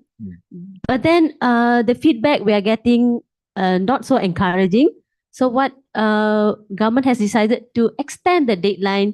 again and again. That one of. Thank อั you. นนี้ก็เป็นเรื่องที่น่าสนใจบางครั้งเราพยายามจะ engage เขาไม่มา ซึ่งจริงแล้วถ้ามุมมองในภาคเอกชนนะครับเรา engage เขาไม่มาก็แสดงว่าเราต้องกลับมาดูตัวเองนะครับเหมือนกับใครที่เรียนเรื่องคุณภาพบอกว่า1 นิ้วชี้เขา3 นิ้วชี้ตัวเราถูกไหมฮะเราก็ต้องกลับมาดูเหมือนกับมหาวิทยาลัยเกษตรศาสตร์คนไม่สมัครเราต้องกลับมาดูว่าทำไมไม่ใช่ว่าเฮ้ยประชากรลดลงมันคงไม่ใช่เหตุผลเดียวที่ควรจะใช้มันก็ต้องกลับมาดูตัวเองนะครับ I think the last word I would like Becky to speak because I think you first of all you have many hats. You know, you are the head of, expat who live in Thailand, the business owner, the chairwoman of Joint Foreign Chamber of Commerce in Thailand, and also member of the Board of Trade. And so you have many hats. If you would like to give the advice in regard to the one-stop service, to people who actually have to work on it, like OPDC or the participant here, what types of wisdoms would you like to give based on your years of experience of pain, happiness, success, challenges, what wisdoms? I think first of all, we need to work together. That's key. Businesses, government, academia, we need to work together. We have this tendency to sit in a room and talk to each other. We sometimes listen to a presentation, but very seldom do we actually get together to try to solve the problem or challenge, never problem. When we create new systems,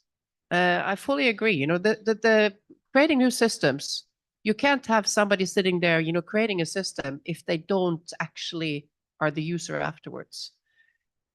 You have to work with the public if it is for the public, or with businesses as an example. If you want to change the work permit or visa, or if you want to change the speed and the process of doing licensing, or you want to change the way to work with revenue department or custom, work with us. Discuss what are the real pain points. Discuss what we would feel would make the process easier. Because I think you will find that most businesses, they would like to follow a system, but they would like to follow a system that is consistent and a system that actually works, and going all the way to laws that actually can be followed. Because sometimes there are laws that cannot be followed. They physically cannot be followed the way they are written. Give you one example, the new Clean Air Act. Inside the new Clean Air Act, there's one little section that says that condominiums, owners of an apartment, are responsible to separate their trash. Now, I 100% agree. Let's separate the trash. That is the good thing to do. The thing is, after we separate it and we put it outside, they join everything into the same truck. Now, how are we supposed to encourage our children, encourage ourselves, and be responsible for that if we watch them just throw it into one truck? It's just an example. It's a law that is not in place. But, work with the private sector when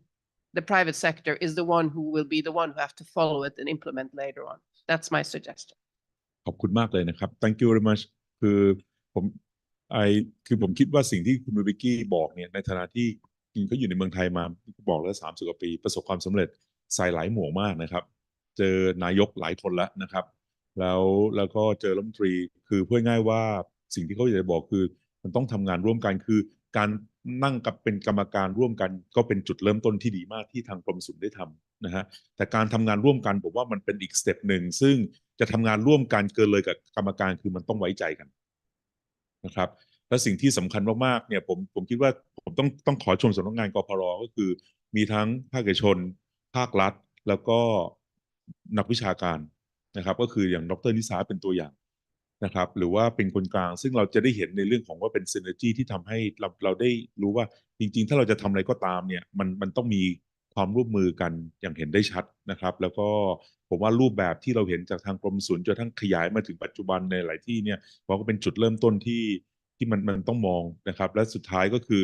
ภาครัฐเนี่ยจะสมมติว่าจะมีเรื่องของระเบียบวิธีปฏิบัติต่างๆต้องมั่นใจว่าทำได้แล้วก็ทำได้อย่างต่อเนื่องและสม่ำเสมอนะครับทำได้ครั้งเดียวอย่างผักชีโรยหน้าเนี่ยมันไม่มีประโยชน์อะไรแต่ถ้าเกิดทำได้สม่ำเสมอเนี่ยคนก็อยากจะทำตามเพราะเราควรจะมองว่าทุกคนก็อยากจะทำตามกฎระเบียบอย่างผมก็อยากจะทำตามกฎระเบียบนะครับอย่างขับรถเนี่ยแต่บางครั้งมันทำไม่ได้ครับนะครับเพราะว่ามันจะด้วยเหตุผลอะไรก็ตามก็ผมว่านี่ก็เป็นปัญหาซึ่งถ้าอาศัยความร่วมมือกันอย่างที่คุณเวเบกี้บอกบิสตัมก็คือว่า working together เนี่ยผมว่าเป็นสิ่งที่ดีแล้วก็จะหาใครที่ทำงานได้ดีกับคุณเวเบกี้เพราะว่าใส่หลายหมวกมากในหอการค้าไทยและเป็นตัวแทนนะครับก็คิดว่าในภาคเอกชนในหลายหน่วยงานที่จำเป็นจะต้องหานะครับข้อมูลนะครับทำงานร่วมภาคเอกชนผมก็ว่าคุณเวเบกี้จะเป็น contact person ที่ดีเพราะว่าตอบทุกอย่างเร็วมากนะครับแล้วก็อย่างที่บอกว่าแกเป็นคนไทยนะครับที่รักเมืองไทยนะครับอันนี้ผมก็นะครับผมดีใจมากๆเลยที่รู้จักคุณวิกกี้มา10 กว่าปีก็เป็นเพื่อนสนิทกันนะฮะก็ผมคิดว่าก็เป็นสิ่งที่ผมอยากจะปิดท้าย so I would like to conclude this panel because we still, after the break, I mean, we have now 15 minutes. We still, OPDC would like to have a little bit of like, I don't want to say workshop, but to capture peace of mind from participants. Okay, I don't want this to be formal, but to capture. In other words, we look at the issues that the private sector bring out. We have issues that the public sector try to bring out. But what should we do next? When they said it's not the solution, but what would be the next step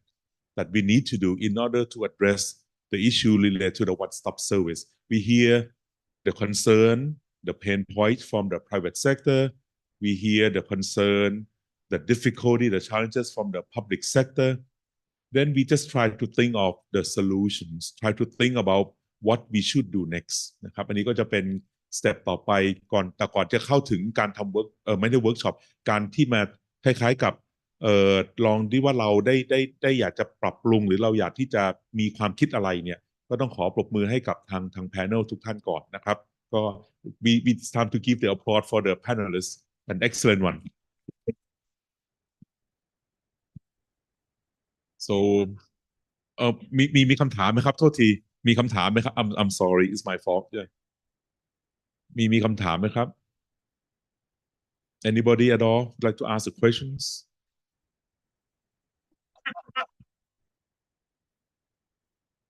So good morning and thank you for your experiences. I am Jaturapat from Social Security Office. Before my question, I would like to give the background first. As a public sector, we have many generations working together. And as for my office, the SSO office, we have like 7,000 officers working together throughout Thailand. So definitely we have a generation gap, especially when we trying to change to be a digital organization. So my question is, from your experience, how can we encourage people? I mean, for every generation, especially the older generation, baby. Yeah. Every yeah. How can we encourage them to be open, to be happy, to work in the digital environment?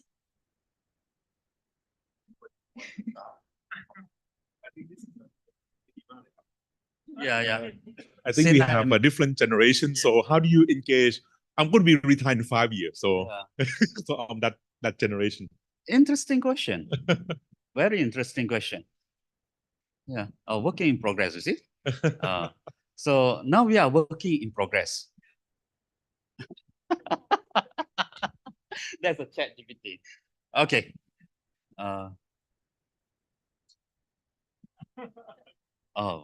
That's a good idea. Can chat GPT answer for us?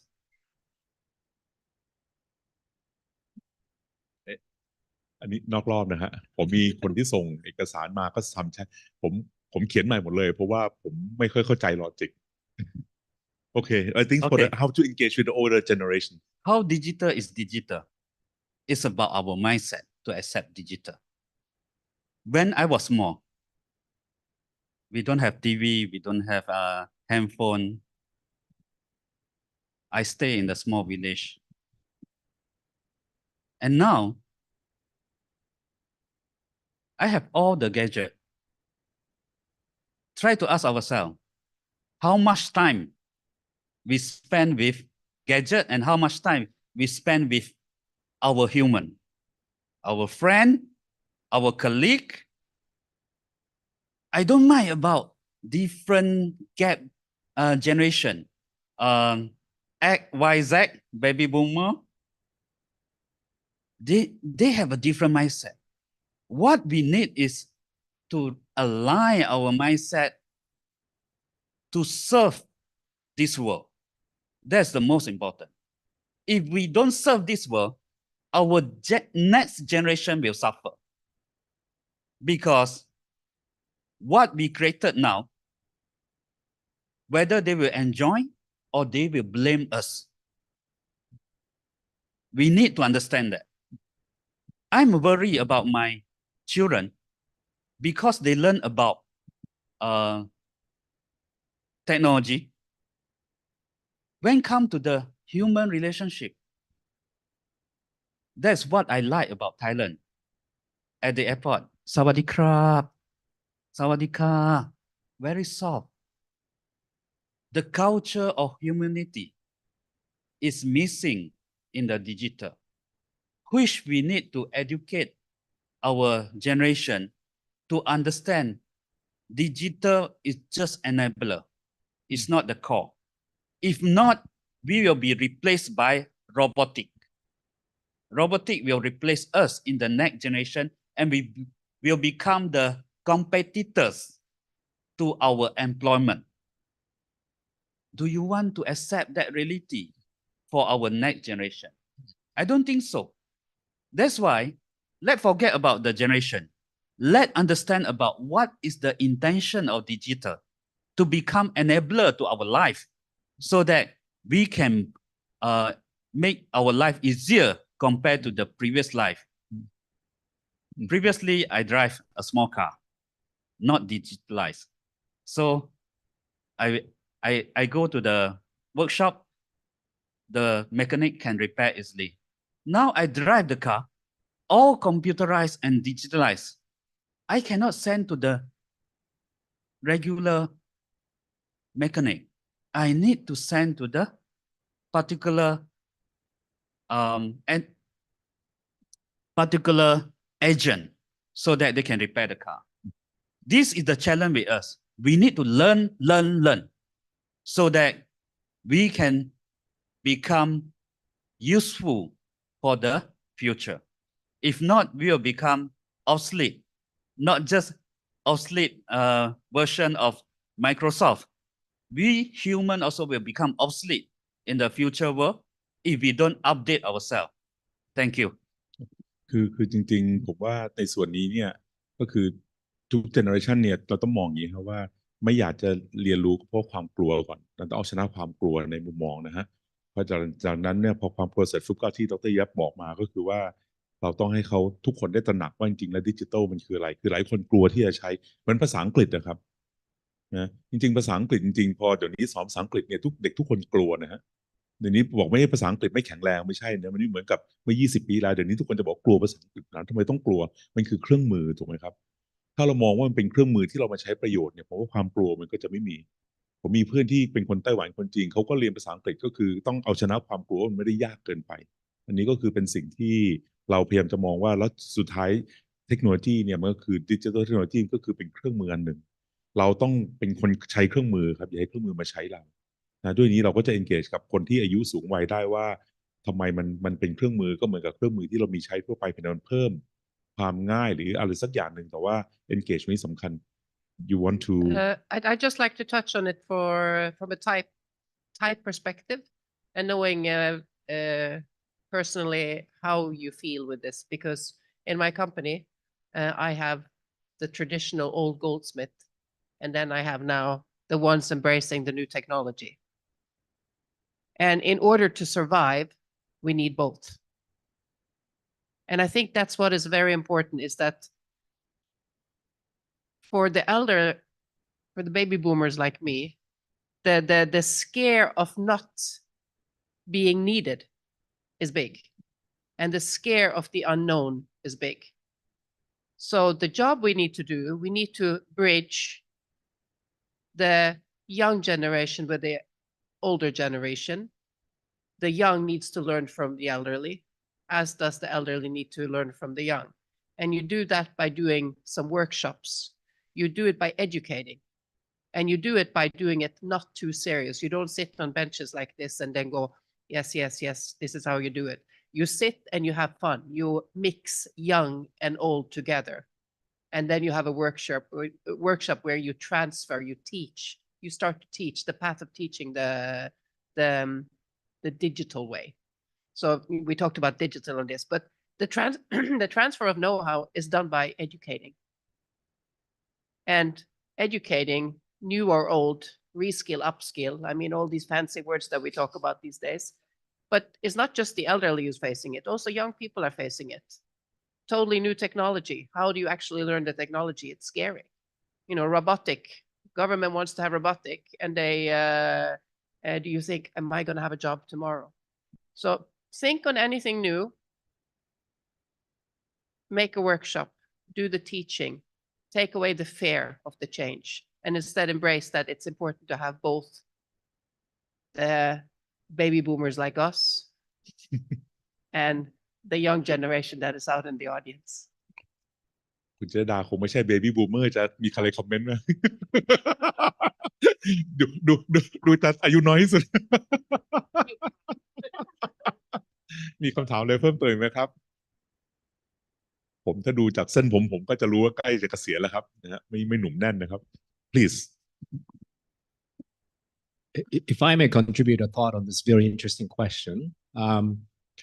I think there's a difference. I think your question is about how you encourage baby boomers and above within the public sector to embrace technology, right? But also as a service provider,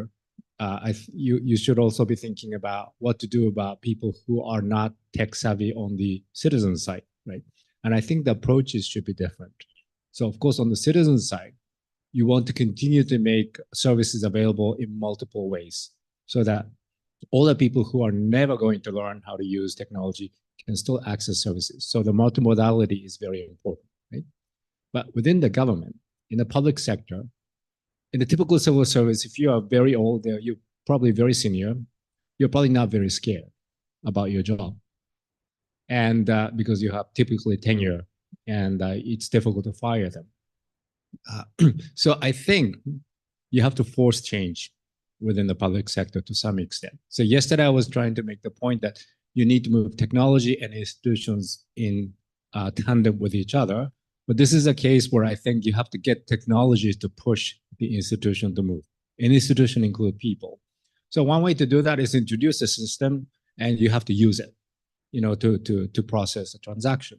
right? And that's how things I think often happen. You bring in a lot of people who have technology skills. Many government agencies, especially those in charge of digital, are recruiting people from private sector. Some civil service rules do not allow it, but some do, right? And then you just train and train and train, make training opportunities available. Some of the old people will make themselves, make use of those training opportunities. Some will not. And those will kind of become sort of redundant over time. That's on them, I think. Right? Now, if your challenge is that your boss doesn't understand the value of technology and is not embracing modernization, then the pressure has to come from outside the agency, such as OPDC. That does require government-wide leadership, direction, and even pressure, right? So I think it's a mix of all these things, but I think the public sector does need pressure from different directions to change because it's not exposed to the market forces and often the citizen complaints are not necessarily very effective. So I think you have to force the change from within.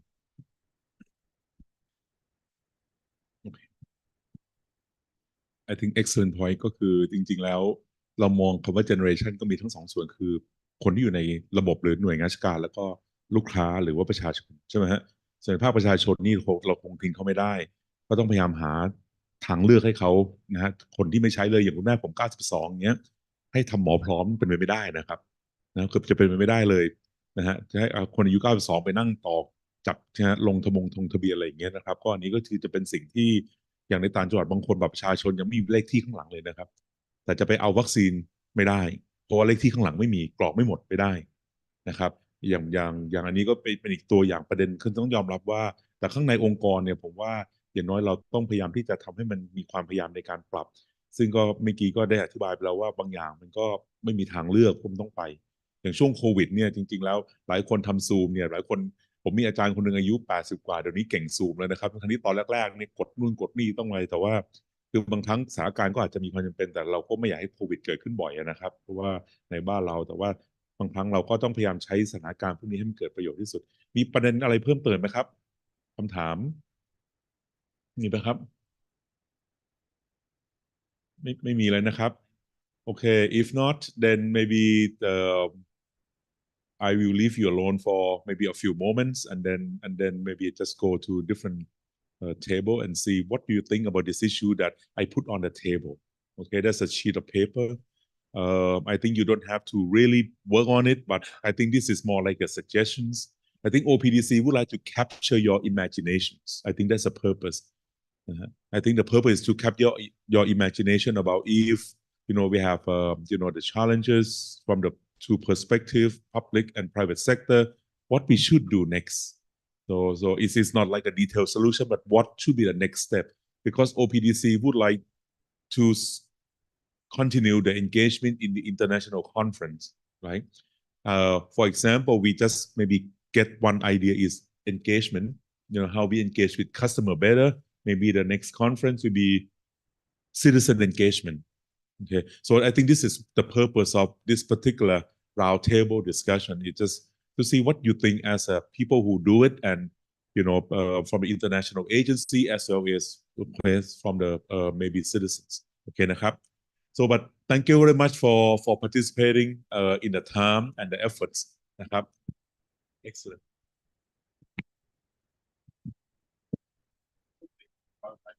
Oh, okay.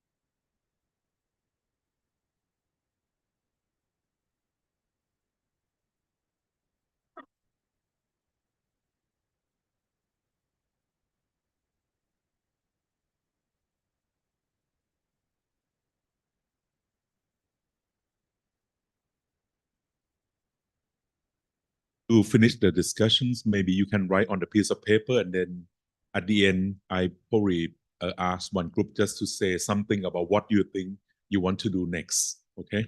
thank you.